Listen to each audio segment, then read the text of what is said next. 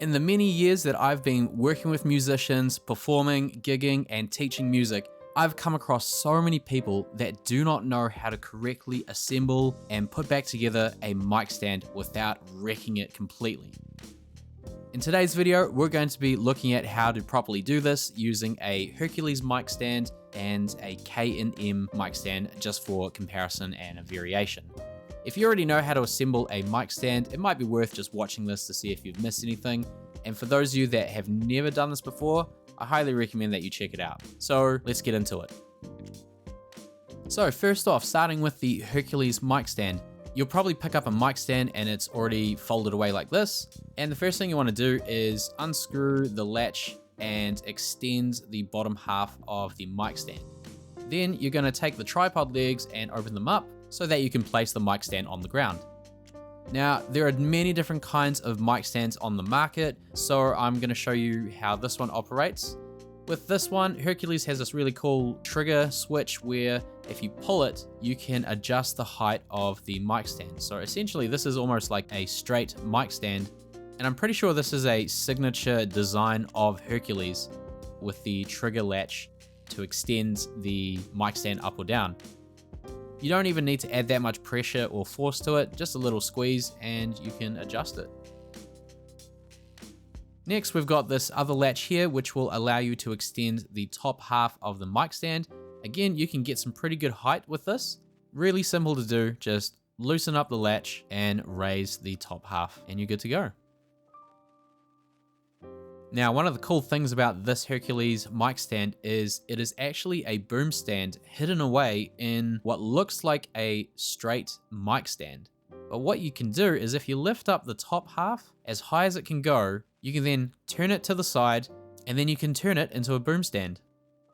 And when you're done with the boom stand and you want to pack it away, just loosen up the latch, take the top part and extend it all the way to as far as it can go, straighten it up, and then let it drop back down. This is a really handy feature because you can make this mic stand really compact and it doesn't take up that much space at all.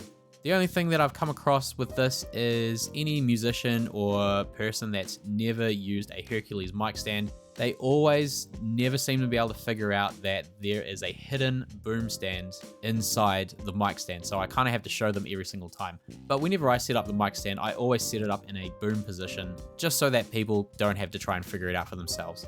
You can adjust the height of the boom position. All you have to do is just loosen the latch and change it as you need. Now, to pack it away, what you need to do is loosen up the latch for the top half and then thread it back into its little compartment and then squeeze the little trigger mechanism and collapse the mic stand to its smallest form. You can now loosen the bottom latch and close in the legs. What you don't want to do is have a whole bunch of bits and pieces of the mic stand sticking out. You want to make the mic stand as compact as it possibly can be. And if you're unsure how to do this, just take a look at the mic stand, inspect it, have a look at all the features on it. You might be surprised at how small you can actually retract the mic stand into a small, compact position. Here we have the K&M mic stand. Same thing, I'm going to start with the bottom half of the mic stand, loosening up the latch, extending it, and then opening up the legs. Make sure to tighten this latch once you've extended it because you don't want the mic stand collapsing on you. Now, unlike the Hercules mic stand, this one does not have a hidden boom feature. This is actually a telescopic boom stand. And I can adjust and pivot where this mic stand arm is going to be just by loosening this latch here. I can move this top half of the mic stand up and down just to the right position that I need. Instead of having the trigger release like the Hercules mic, there is a little handle that you can wind clockwise or counterclockwise to loosen up the mic stand that will allow you to adjust the height of the mic stand. I can loosen up this latch here and move the counterweight of the mic stand back and forth. This is particularly handy if I've got a heavy microphone attached to the stand. I also have another latch that I can loosen up and extend the telescopic boom arm so I can mic up instruments that are a little bit further away. With mic stands like this, you don't really need to have everything extended as far as it can be. In fact, you probably want to avoid that just so that the balance of the microphone isn't wobbling all the time. You only need to extend the microphone stand as far as you need to get the job done. So don't feel like you have to loosen everything and then extend it. It's just going to be a waste of time, and it'll make the mic stand too flimsy if you did that. Now, once you're finished with it and you want to pack it away, try and collapse the telescopic boom arm as short and small as possible, and also adjust the height using the handle and collapse it down to its lowest position. Down at the bottom, you're going to loosen this latch and fold the legs inwards.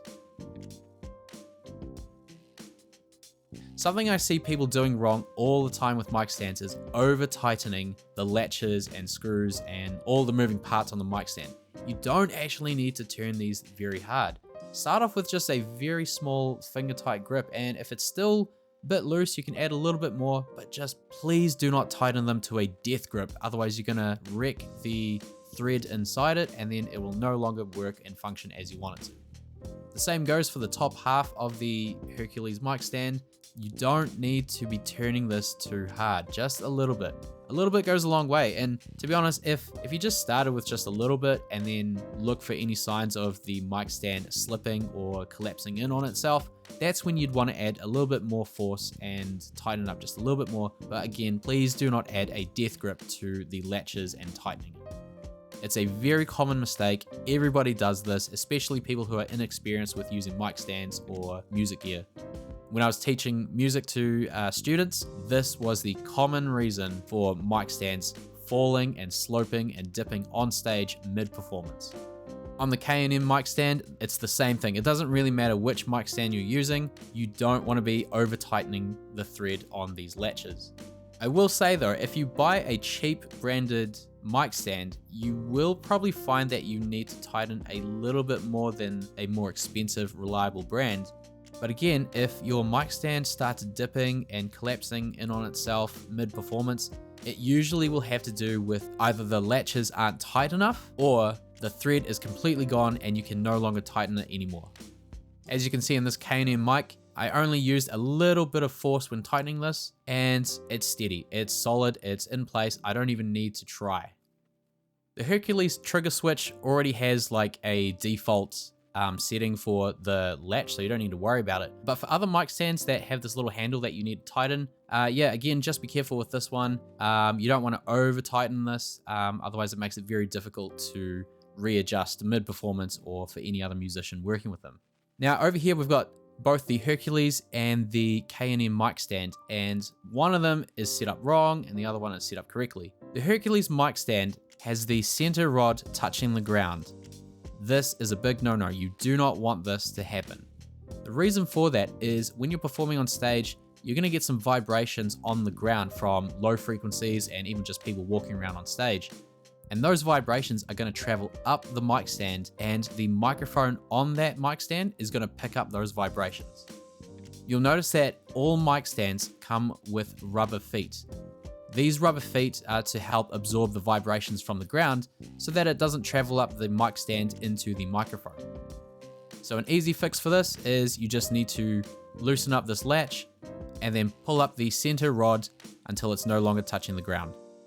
Okay, this one's kind of more of a personal preference of mine. It's when a sound engineer wraps the mic cable around the mic stand, and I'm sure they're doing it for good intentions of keeping everything nice and tidy and the cable not drooping or sagging from the mic stand. Now, I understand why you would do this, but for me, I really don't like it, and there's a couple of reasons why, and this is what I recommend that you should do versus what you shouldn't do when you see this happen.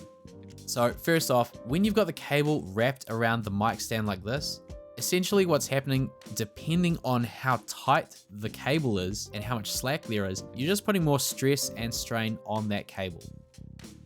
When you've got the cable wrapped around like this, if you want to adjust the height of the mic stand, you're either going to be pulling on the cable itself and it's going to get caught on something, or you're going to create a lot of sag and droop on it. If you've got someone that wants to grab the mic and take it off the stand, they're going to have to unwind it. This is really annoying, especially if you're trying to grab the mic in a hurry. So an alternative solution, it's really simple, is just rest the cable on the latch or the pivot point and just let it hang down. Let gravity do the work for you. What I would do at the bottom of the mic stand though is maybe tuck it underneath the feet and redirect the cable to where I want it to go. But honestly, if someone comes up and grabs the mic from the mic stand, you don't have to unwind it. It's ready to go. Look, I'm not even knocking over the mic stand. It's free to go. The cable is nice and free to move about on the stage. And then when you compare it to something like this, when you wrap it around the mic stand, look how many times you have to wrap it around just to make it look reasonably tidy.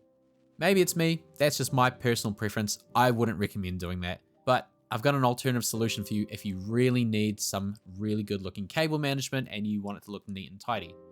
Just invest in some cable wraps. Some Velcro cable wraps, which you can pick up for like 50 cents or even less than that on AliExpress. And just like that, you can attach it to the mic stand and it looks tidy already. And I didn't even need to wrap the cable around the mic stand. As for the remaining cable length that's hanging down from the mic stand, if you look closely on brand new mic stands, you'll notice that most of them come with some sort of clip or latch, like the one that you can see here on the Hercules mic stand. The reason why these mic stands have these is for this exact reason, to keep things nice and tidy, to keep the cables close to the mic stand, avoid tripping hazards, and also just for better cable management. All you have to do is tuck the cable into this little hook that comes with this clip, and already it looks tidy. You don't have to use it, you can actually just use cable ties. And as I demonstrated before, you don't even need to use any cable ties or a latch, just let gravity do the work. Just run the cable across the pivot point on the top and then let gravity just droop the cable to the ground. I prefer using the Velcro cable ties as opposed to these clips that come with the mic stand. Reason for that is some of these tend to be a little bit stiff, and if I needed to adjust the height of the mic stand, they kind of don't give enough slack to move the cable with the mic stand as it moves up and down.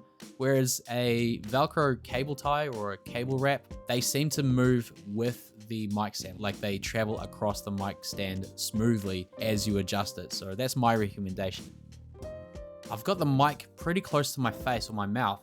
There have been times when I've done a gig and someone has been pushed or fallen over in the front of the stage and they've knocked the mic stand and it's hit me in the face. This really hurts, and I've heard of stories where people have lost their teeth because of this. Really simple thing to do is actually angle the mic stand to the side. So have it to the left or right of you rather than directly in front of you. This way, if someone were to fall and move forward, they're less likely to be pushing that boom microphone stand into your face. I've got the mic stand slightly to my left rather than directly in front of me, which means if someone were to fall and maybe push the mic, they're not going to hit it because it's to the left and it's closer towards me than it is to the front of the stage. Well, that's it for today, everyone. I know this kind of seems like a really simple thing to do and it's just general common sense, but the thing about common sense is it's not that common. In my experience, the amount of people I've worked with, especially if they're newbies, especially if they're beginners, there is no shame in this kind of thing of not knowing how to use a mic stand. And in fact, someone probably hasn't even taught you, and that's not your fault if you're a beginner and you've been doing it wrong this whole time. You shouldn't feel bad about it. What you should be doing is taking steps to prolong the life of your equipment and also how to properly assemble and disassemble your equipment.